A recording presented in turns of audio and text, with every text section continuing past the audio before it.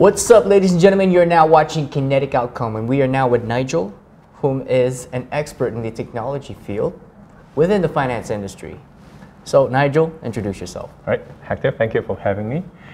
So I currently work in the finance sector as a technology person. And before that, I was a high school dropout when I couldn't do well in school. So I started my own business, failed at my own business, and then I started working as a everyday technology person. I move up the ranks gradually as I gain more experience and gain more career aspirations. Cool. Curiously, I was wondering, how did you get into the business? Let's say when you started from, as you mentioned, you were a high school dropout. Yep. Your process to getting where you are now. Yep. So when I was young, I studied in Canada when I was a kid. At that time, that was before the .com, and everybody was starting to have 486 PCs at home. That just got me fascinated on how amazing things you can do with the computers. That's where my interest kicked in. When I left high school, I kind of have no skill set and no credentials, so I just started looking for jobs that would look for someone that knows computer reasonably well, and I kind of learned on the job. And as a hobby, I like to fiddle with the computers, bits and pieces, and you pick up more knowledge as you progress on with the years. I was very fortunate to have one of the major US firms to hire me when I was at a very young age. That gave me a chance to showcase my abilities to work in a corporate environment, and that propelled me from there on to doing better things and greater things in life. Okay, sounds great. What do you feel about Hong Kong's approach to the industry you're in? Well, the finance industry or the technology industry?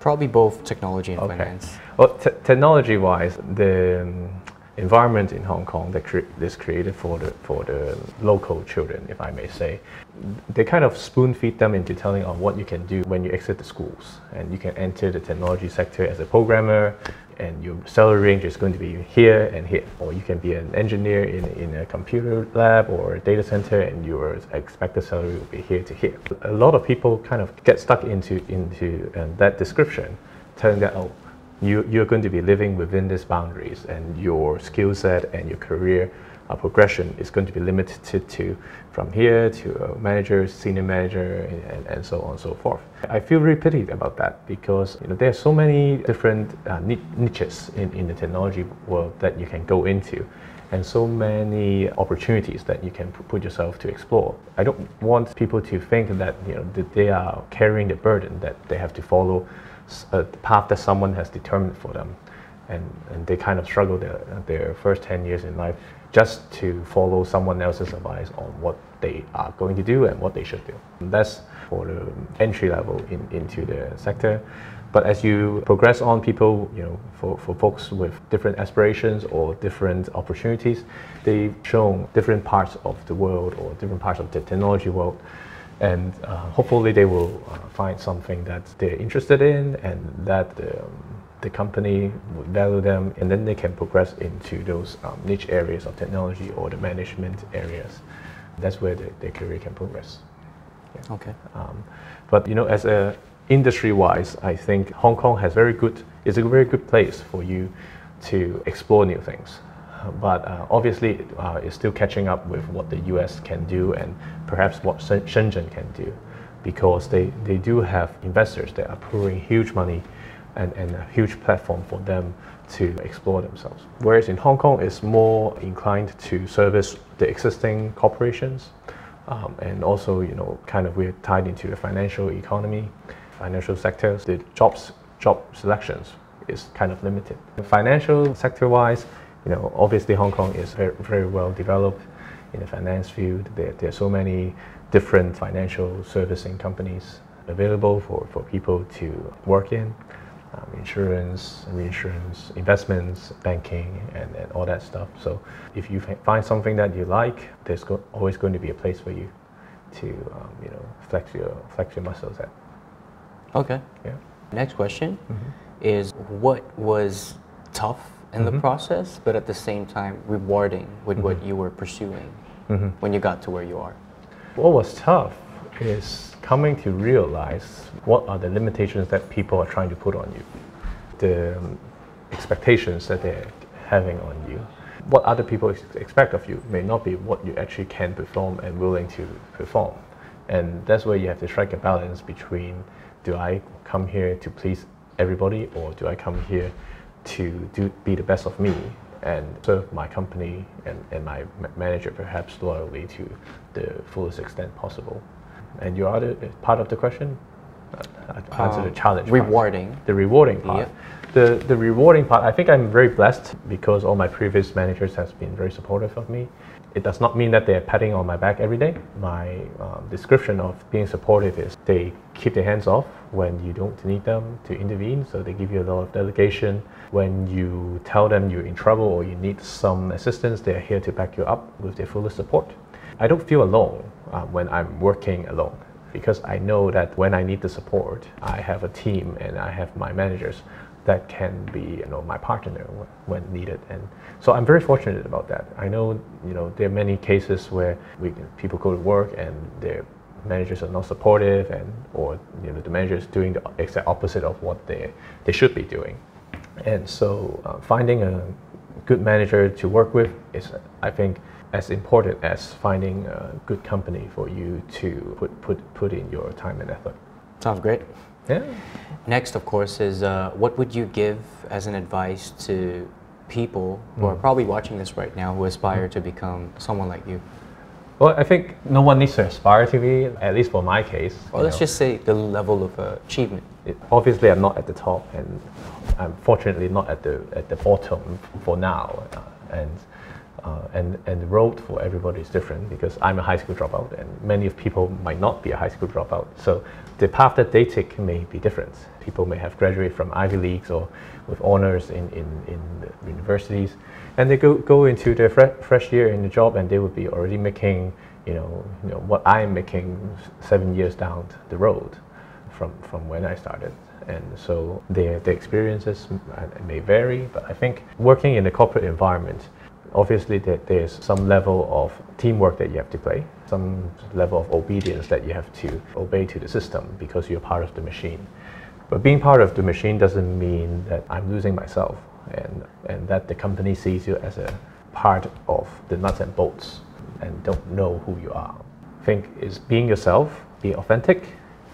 At the same time, obviously, you have to be approachable and being collegial to people in your team and those outside of your team. And that always helps down the line.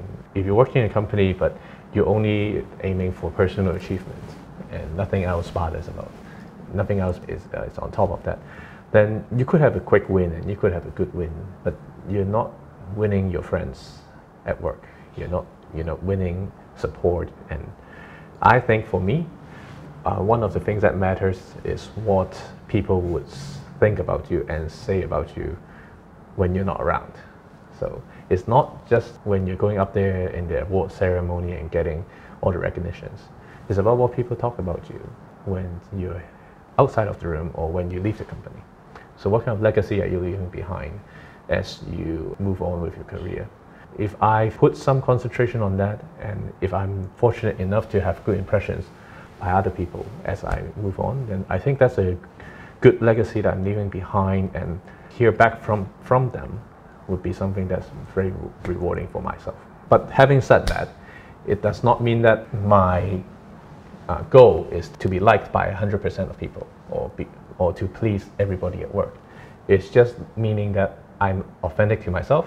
At the same time, I am being a good corporate citizen and being kind to people around you. Even for those people that does not like you or you do not like, be kind and be courteous to them. It will come back to you sometime. Good. That was a long advice. Hope you got it all. And I'm next a bit long-winded question: what makes you yourself unique in comparison with your competitors who are within the same field? Just what do you feel? What makes me unique? I guess you have to ask those around me. Maybe you know better because you have known me for quite a while. I look forward to hearing from you about that. But I think as what I just mentioned just now, right? Being authentic in front of your managers, your colleagues, and also in front of your family is important. You obviously carry different titles in different times of the day. You could be a father, you could be a son, you could be a manager, or you could be a worker for your boss. It's all you, right? But the image that you're portraying and the level of trust or professionalism when you're conducting yourself should always be the same. That would be what sets you apart from people who, you know, appear so obedient in front of the managers, but then when they turn their heads around and look at their colleagues or subordinates, they turn into a different face. It's not saying that those are bad people, it's just that that's not the way I work. For managers or companies that appreciate the way I conduct myself or the way I expect myself to conduct, that would be making me unique. They knew who I am and they know what I do. And I'm just being transparent about myself. And that helps me in the long run, because when I did something wrong, I don't really have to cover up myself. I don't really have to lie something today and then trying to cover my lies tomorrow, because I'll have a hard time trying to remember what did I lied about yesterday. Okay. I think I got the right word there, integrity. And besides being genuine, right? Right. You just saved me 3 minutes. Yeah. Next question is, who do you look up to most? Yeah. It could be anyone. Yeah. It could be idols, your family members, or past managers. Yeah. One of the role models would be my father. He is a very successful businessman in his own field. When I see him conduct himself, as you mentioned, with integrity, and he earns a lot of respect from people around him. What I hear from his subordinates and his peers has been very positive. They're not even telling me about it. They're telling other people about my father. And when I hear what they say about my father, then I'm so proud of him. And I will tell myself, oh, I really want to be like him one day, and you know, learn his skill sets and in how to be a good boss, a good manager, or a good father. And that helps me a lot. One of that, and the other thing I think is my faith.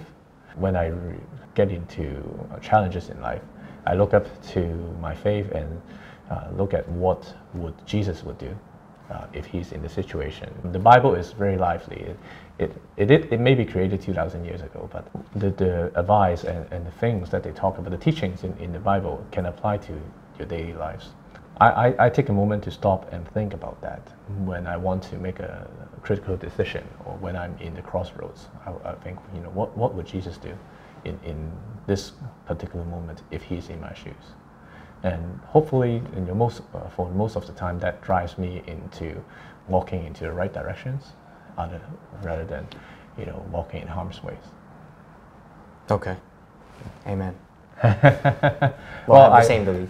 So. Yeah, the thing about working in Hong Kong and working in corporate environments, you can't. It's very difficult for you to share faith in work, or you know, you can't go into a meeting and say, "Oh, God will curse you for that," or you know, "God tells me that I should be doing this to you." You don't do that. Some people think, "Oh, you're dumb just for doing that." I have to, you know, kind of tune myself into what I think is right, what I think Jesus would think is right, and then I would kind of conduct it in my own way, or I'll express it in my own feelings and language. But I hope that, you know, for my own conduct at work and at home, that would be something that I would please my own Lord Savior based on my faith. Yeah, it could be a difficult decision at times. Okay. Yeah. Second last question, I guess. Emotional barriers, or let's just say critics or naysayers along the way when you were building yourself up. Oh yeah. Oh, tons of vision. Tons of them. The first thing that comes into my head is when I was in my careers talk with my high school teacher. He's a guidance teacher in the career section, and I say, "Oh, I want to do this and this course in the school," and the teacher say, "Oh, you're just an average guy. I'm not going to let you take this course, blah, blah, blah, blah, blah." I don't remember anything else he said, rather than he's telling you, you're just an average guy. Right, I am an average guy in the school system, where my report cards rank me 15 out of 30th people. So he's right on one part, but at that time, it rings an alarm in my head and say, okay, so he thinks I'm average. I don't think I'm average, I'm unique to myself. So I have my pros and cons. The first in class has his own pros and cons, right? He's doing very well in school, but he may be not so good in other things. And that's okay. when I read a few more books and they say, you know, concentrate on what is your strongest things, and let your brightest things shine, and kind of your negative part or your not so good part does not become so relevant. From that, I learned the lesson is be the best of what you can be on things that you're good at, so that it kind of cover up your things that you're not doing so good at, or someone will help you to cover that. For example, my wife is a very good cook, but she doesn't like to wash dishes. And I am a very bad cook, but I love to wash dishes. We're cooking for each other, and it's a perfect family, and we're so happy about it. From that, what I was trying to say is, you know, you can't be good at everything, but just do the best of what you can be, and let the other people take care of things for you. That's one of the critics that I remember from school. At work, there are always political challenges, right? People were trying to be stabbing your back, or telling on you, or in front of your boss, and all that stuff. Take that gracefully, because they're all trying to survive. They're trying to make a living, trying to get a promotion, whatever. Just be you and let your actions speak for yourself. When I was in Canada, another story I remember is that my auntie in Canada told me, when someone is cursing you or saying something that you don't appreciate, try to return with a thank you. I didn't get that. So he's you know, cursing at me and punching me in the face. Do I really have to follow the Bible term to my left face and, hey, come punch here, you know? I didn't get that. And then she told me, you just have to say thank you. Now I understand, 20 years, 30 years down the line, saying thank you does not mean you really appreciate them hitting you.